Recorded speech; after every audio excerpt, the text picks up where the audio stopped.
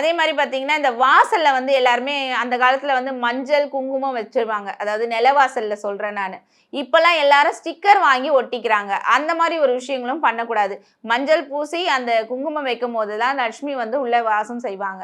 அது மட்டும் இல்லாம பார்த்தீங்கன்னா, பூஜையறையில எப்பவுமே கம்பல்சரி இந்த பிள்ளையார் கண்ணு சொல்லுவோம்ல, அந்த பிள்ளையாருக்கு அந்த இது டைம்லலாம் நம்ம யூஸ் பண்ணுவோம் பாருங்க, அந்த பிள்ளையாருடைய கண்ணு. அந்த பிள்ளையார் கண்ணு வந்து எப்பவுமே வந்து உங்களுடைய பூஜை அறையில இருக்கணும். ஏன்னா, அது லட்சுமி வாசம் செய்ற பொருள்.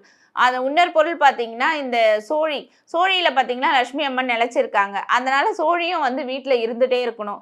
அதே மாரி இந்த அம்மி, உரல்லாம் இருந்துச்சுன்னா, அது வந்து ஒண்ணு ஒண்ணு பக்கத்துல பக்கத்துல தான் இருக்கணுமே தவிர, அது தனித்தனியாவும் வைக்கவும் கூடாது. இந்த மாரி ஒரு விஷயங்கள்லாம் வீட்ல பண்ணும்போது, வீட்ல வந்து லட்சுமி கடாட்சம் நெலைச்சிருக்கும்.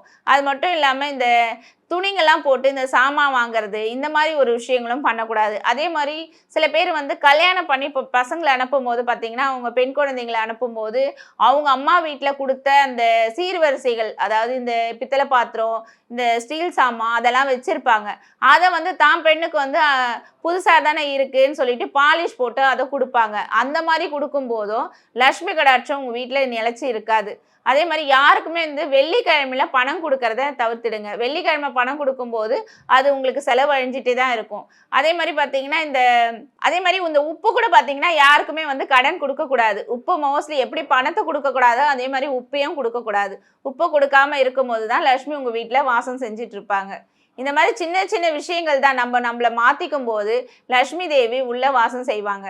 லட்சுமி தேவிக்கான பரிகாரங்கள், அதாவது லட்சுமி தேவி உங்கள் வீட்டில வாசம் செய்யறதுக்கு, அதுக்கான பரிகாரம் என்னன்னு பார்த்தீங்கன்னா, இந்த பஞ்சகவ்ய விளக்குன்னு சொல்லிட்டு நாட்டு மருந்து கடையில கிடைக்கும். அதாவது பால், தயிர், நெய், கோமியம், சாணம் இதுலருந்து கிடைக்கிறது தான் இந்த பஞ்சகவ்ய விளக்கு. அதுல வந்து இந்த தாமரத்தண்டு திரி, தாமரைன்னா உங்களுக்கே தெரியும். அம்மா லட்சுமி அம்மன் வாசம் செய்யறது. அதனால அந்த தாமரத்தண்டு திரி போட்டு விளக்கேத்தும்போது, அதாவது சுக்கிரன் வெள்ளிக்கிழமை பார்த்தீங்கன்னா, சுக்கிர ஓரை 6லேருந்து 7 அந்த நேரத்துல வந்து இந்த பஞ்சகவ்ய விளக்க உங்க வீட்ல ஏத்தி வச்சு பாருங்க. மகாலட்சுமி அம்மன் உங்க வீட்ல வாசம் செய்வாங்க.